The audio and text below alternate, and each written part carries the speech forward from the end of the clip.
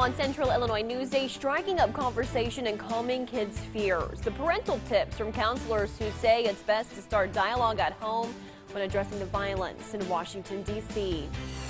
Then worse than expected. The latest look at job report numbers and what this means for workers. With only 83 calories and all this creaminess, who needs to give up sweets?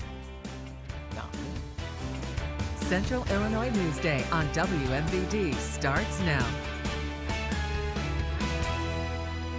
First, lost in the icy Illinois River, now a tragic end to a desperate search.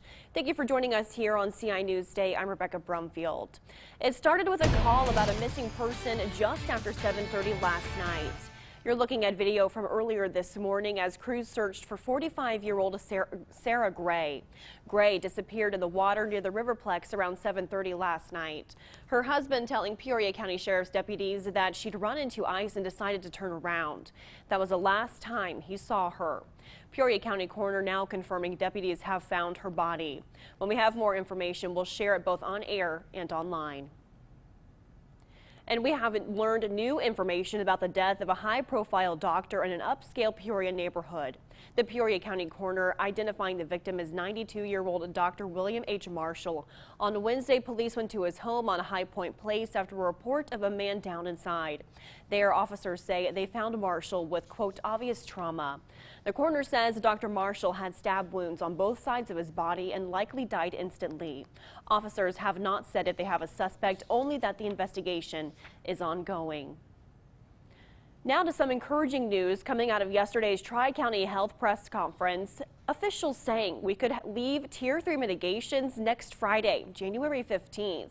Although Public Health Administrator Monica Hendrickson says the Tri-County area is starting to see COVID-19 cases creeping up again from the holidays, she says it's not a huge concern at the moment. She says the 7-day average for hospitalizations remains steady, and Region 2 has been below the 12% positivity rate threshold for almost 2 weeks.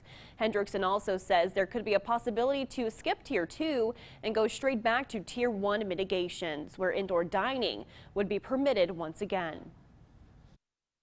Right now, where we sit does allow us to go back to Tier 2.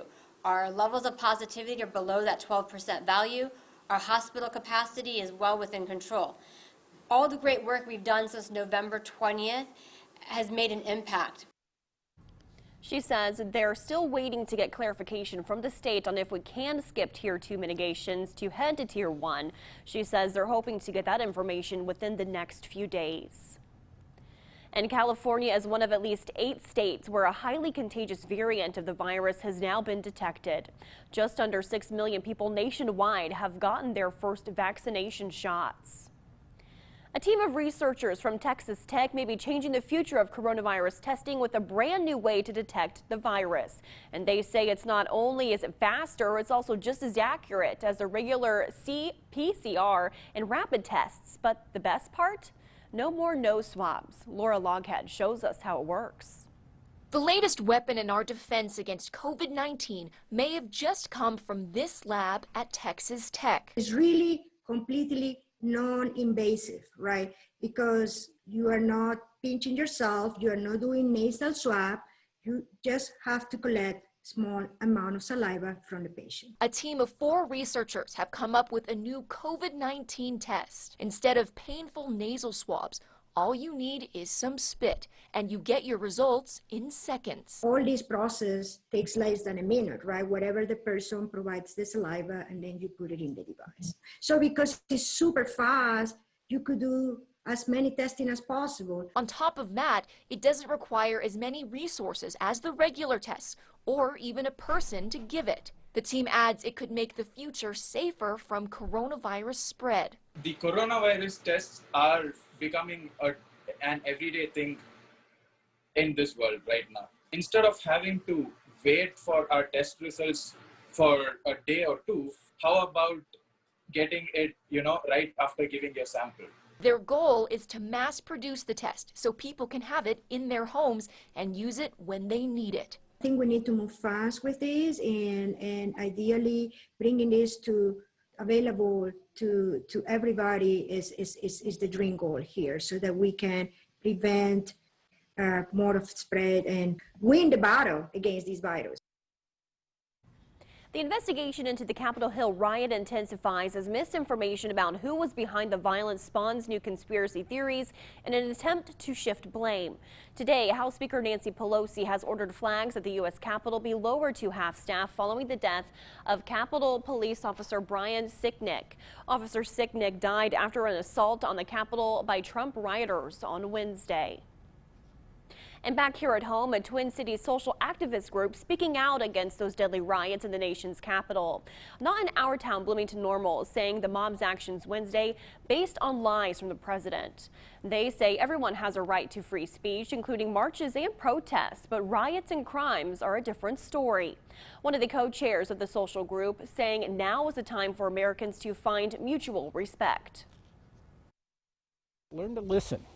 And learn to listen better to each other and not just jump to conclusions without evidence, and realize there's more that brings us together than tears us apart. He also says seeing the images and videos was distressing, saying Trump and his colleagues are to blame. With a mob of violent protesters storming the U.S. Capitol on top of what's already been a scary and overwhelming year, it's normal for children to have fears and questions. Lauren Craycall explains if you're a parent, the most important thing you need to do is check in with yourself first.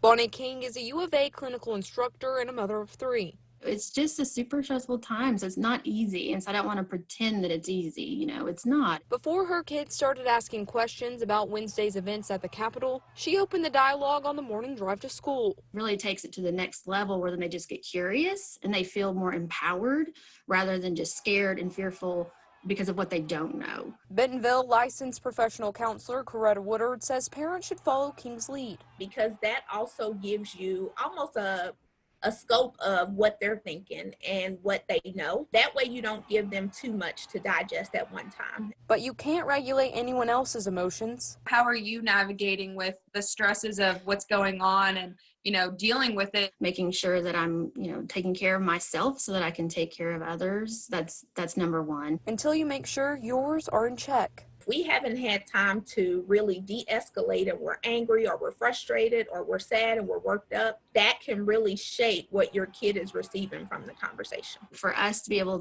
to know how to do that for ourselves, then we're able to teach that to others and to our children, and so then we can pass that on as healthy habits. Still to come, Dodger Blue through and through. Reaction to the passing of one of LA Dodgers' longtime managers. You're watching Central Illinois Newsday with Rebecca Brumfield and meteorologist Molly Naslund with your local Weather Authority forecast. This is Central Illinois Newsday on WMVD.